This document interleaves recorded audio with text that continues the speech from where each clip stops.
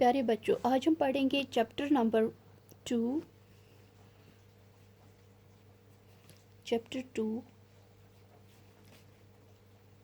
Page number आपकी book पे दिया हुआ है। पेज नंबर है आपका 22। आप अपनी बुक निकालें, उसमें देख लीजिए। चैप्टर का नाम है linear equation in one variable. Linear equation in one variable. Linear equation in one variable क्या होता है? लीनियर इक्वेशंस में हम फर्स्ट अर्लियर क्लासेस में आपने पढ़ा होगा। Linear equation in one variables में फर्स्ट हमें आता है एक्सप्रेशंस, इक्वेशंस, ये सब आप लोगों ने पढ़ा है। ये सब आपने पहले क्लासेस में पढ़ा है। फर्स्ट हम एक्सप्रेशंस बताएंगे। एक्सप्रेशंस होता क्या है? एक्सप्रेशन मीन्स जो हम टर्म्स लिखते हैं, जैसे 5x 2x - 3 x + 1 so on, इनको हम एक्सप्रेशंस कहते हैं, क्योंकि इनमें टर्म्स हैं। ये एक टर्म, ये दूसरी टर्म, ये इसमें भी एक टर्म, ये दूसरी टर्म है। इसी तरह हम इक्वेशन किसको कहते हैं? इक्वेशंस जब ये एक्सप्रेशंस इक्वलिटी में आते हैं तो हम इसको इक्वेशंस कहते हैं। जैसे 5x = 25, या हम लेते हैं 5x = 2x - 3 सो ऑन। या हम ऐसे भी कह सकते हैं, जब एक्सप्रेशन 1 बराबर हो जाता है एक्सप्रेशन 2 के, एक्सप्रेशन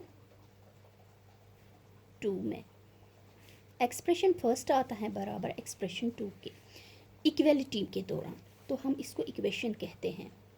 ठीक है, समझ आ रहा है बच्चों?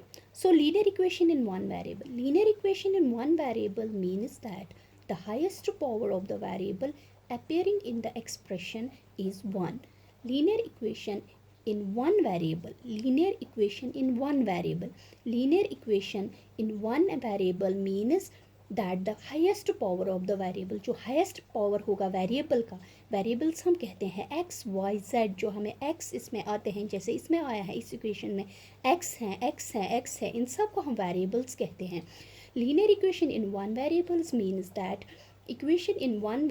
means that the highest power of the variable appearing in the equation is 1. जो हमारी इक्वेशन में, लीनियर इक्वेशन में वेरिएबल अपियर हो रहा है, उसका जो पावर है वो 1 के बराबर होना चाहिए। जैसे ऐसे मैं लिखूँगी linear equation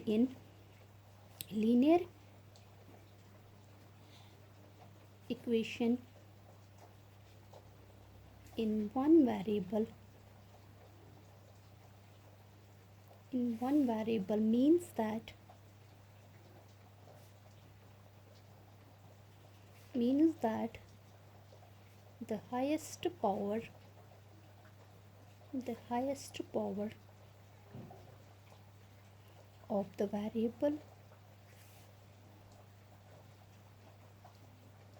power of the variable appearing in the equation is 1. जैसे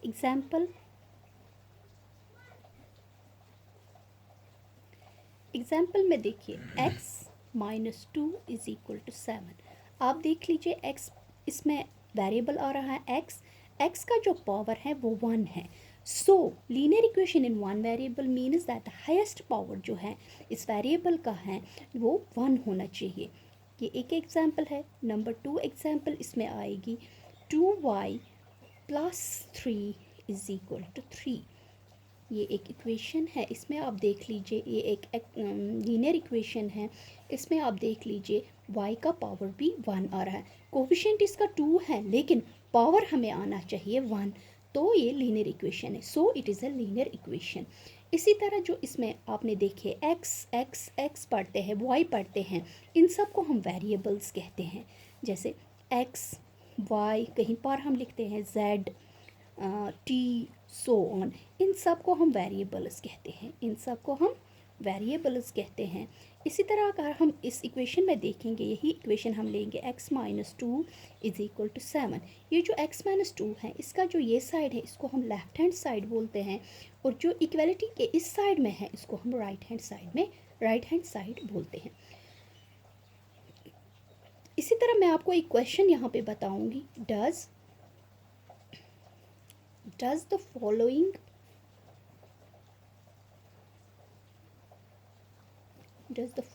represent a linear equation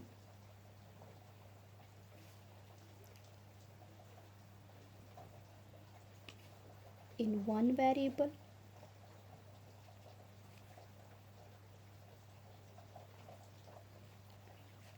क्या ये लीनियर इक्वेशन है in one variable x is equal to 2 minus y? क्या आप मुझे बता सकते हैं कि ये जो हमने इक्वेशन लिखी जिसमें हमने लिखा x is equal to 2 minus y, क्या ये लीनियर इक्वेशन है? इसमें एक वेरिएबल है या दो वेरिएबल है? आप देख लीजिए, ये x है, ये एक वेरिएबल है, इसमें y है, ये दो वेरिएबल है। लीनियर इक्वेशन हमारी रिप्रेजेंट है, linear equation in one variable means that the highest power of the variable appearing in the equation is one. Linear equation में हमें वेरिएबल एक ही होना चाहिए। सो ये जो इक्वेशन है ये लीनियर इक्वेशन नहीं है। So it is not a linear equation, so it is not a linear equation because इसमें टू वेरिएबल्स आ रहे हैं, because there are two variables.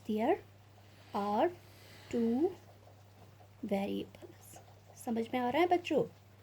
ठीक है, इस तरह हम आगे फिर देखते हैं कि हम कैसे सॉल्व करते हैं इक्वेशंस को हम कैसे सॉल्व करेंगे।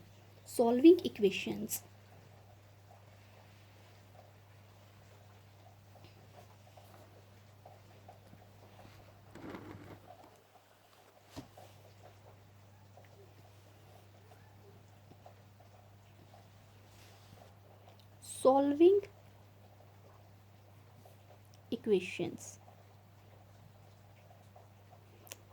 Solving equations, वो equations having linear expression on one side, linear expression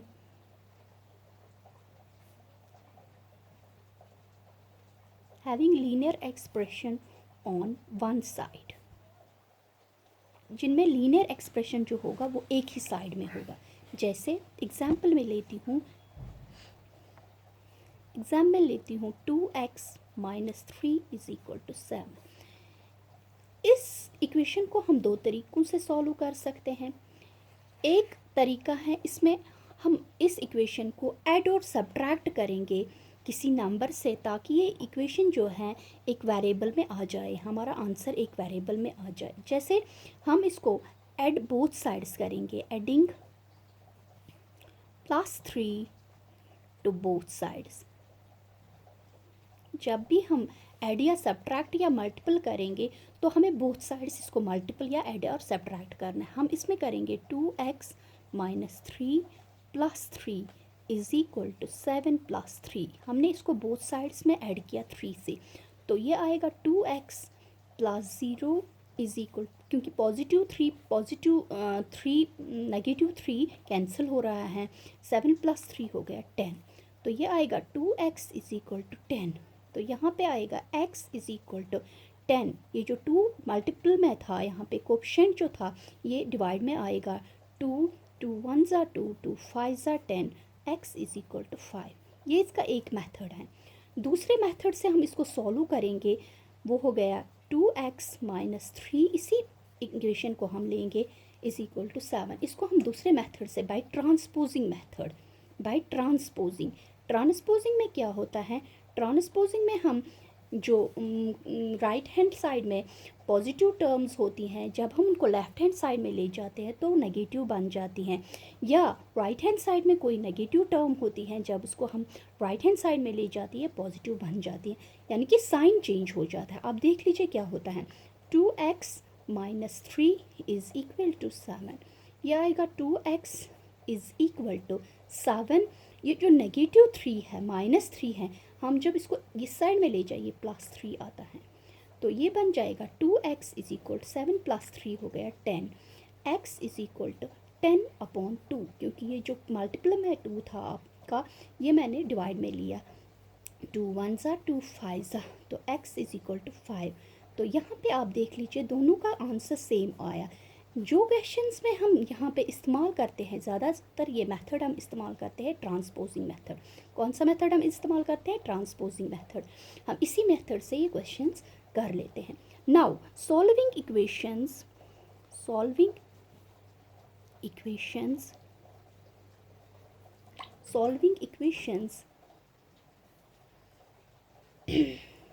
linear expressions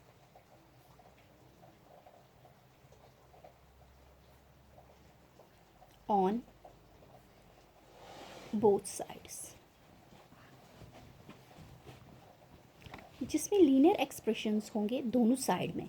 जैसे एग्जांपल मैं दूंगी आपको, ये हो गया 2x - 3 is equal to x + 2। इसमें जो लीनियर एक्सप्रेशन आप देख रहे हैं, ये एक इस साइड में भी है और इस साइड में भी है। हम इसको कैसे सॉल्व करेंगे? हम इसको एक ही साइड में ले जाएंगे। जो सेम एक्सप्रेशंस हैं, जैसे x इनको हम एक साइड में ले जाएंगे, जो कॉन्स्टेंट्स हैं उनको हम एक साइड में ले जाए। जैसे 2x ये +x है, इसको हम यहाँ पे ले जाएंगे, -x आएगा। ऐसे ही 2 हम यहाँ पे लेंगे, तो -3 जब इस साइड में जाएगा ये +3 हो जाएगा। तो 2x में से x जाएगा तो x आ जाएगा, 3 + 2 हो गए 5, सो x इज इक्वल टू 5। तो ये हो गया linear expressions on both sides. ये वो इक्वेशंस हैं जिनको हम सॉल्व कर सकते हैं, जिनमें दो साइड में एक्सप्रेशंस होंगे, linear expressions on both sides होंगे। अब इसको वेरीफाई हम करेंगे। वेरीफाई किस तरह करेंगे हम?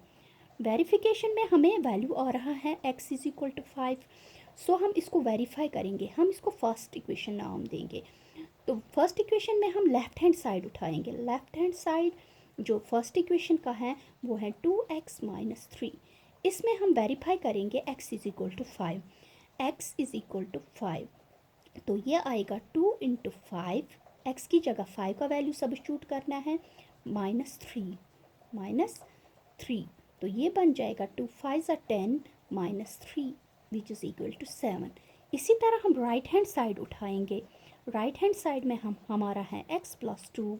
जब हम इसको सब्स्टिट्यूट करेंगे तो इसमें x का वैल्यू 5 सब्स्टिट्यूट करेंगे +2 विच इज़ इक्वल टू 7। आप देख लीजिए लेफ़्ट हैंड साइड भी 7 आ रहा है और राइट हैंड साइड भी 7 आ रहा है। सो हमारी इक्वेशन जो है वो वेरीफाई हो गई। इसी तरह हम आगे पढ़ेंगे। इसमें नेक्स्ट हम पढ़ेंगे फॉर्मिंग इक्वेशंस। हम इक्वेशंस कैसे फॉर्म करते हैं, इक्वेशंस को हम किस तरह फॉर्म करते हैं, बनाते हैं। जो हमारे पास इक्वेशंस होती हैं उनको हम कैसे बनाते हैं। Forming equation,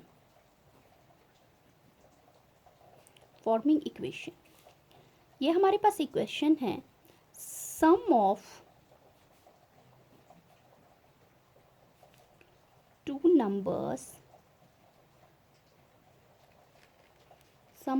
numbers is 95 if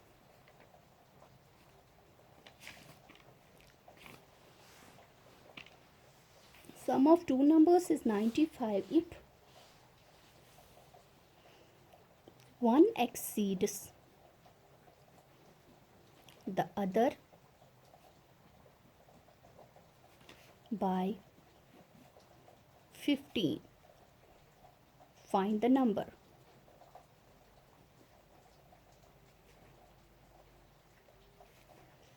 ये हमारे पास क्वेश्चन है। अब इसको हमें इक्वेशन फॉर्म करनी है, इसकी इक्वेशन फॉर्म करनी है, इस इक्वेशन में लाना है। हम इसका सॉल्यूशन ऐसे लेते हैं, कैसे हम इसको इक्वेशन में बनाएंगे, इक्वेशन बनाएंगे। Let one number is equal to x। हमारे पास ना सम ऑफ टू नंबर्स है 95, लेकिन हमारे पास ना ही एक नंबर है ना ही दूसरा नंबर है। हम लेट करते हैं कि एक नंबर x है, and other number is equal to, other number जो है वो if one exceeds the other by 15, दूसरा नंबर है x प्लस 15, क्योंकि exceeds means plus, exceeds means plus, ज़्यादा है, उस नंबर से ज़्यादा है 15, तो यहाँ पे हम लिखेंगे therefore sum of two numbers is equal to 95. Sum of two numbers is x plus 15, x plus 15, which is equal to 95. So it is 2x plus 15 is equal to 95. 2x is equal to 95 minus 15. Transposition method, इसको यहाँ पे हमने transpose किया. 2x is equal to 80, x is equal to 80 divided by 2, ये multiple में था, इसको divide में लिया हमने, ये हो गया 40. सो x इज इक्वल टू 40. जो हमारा लेट नंबर हुआ, वन नंबर था, वो 40 आ गया. अदर नंबर जो हमारा आ रहा है, other number is equal to x plus 15, which is equal to 40 plus 15, which is equal to 40 plus 15, which is equal to 55. ये हमारा इसका आंसर आ गया. इसी तरह हम और एक इसमें देखेंगे, क्वेश्चंस आ रहे हैं आपके क्रॉस मल्टीप्लिकेशन में. Cross multiplication,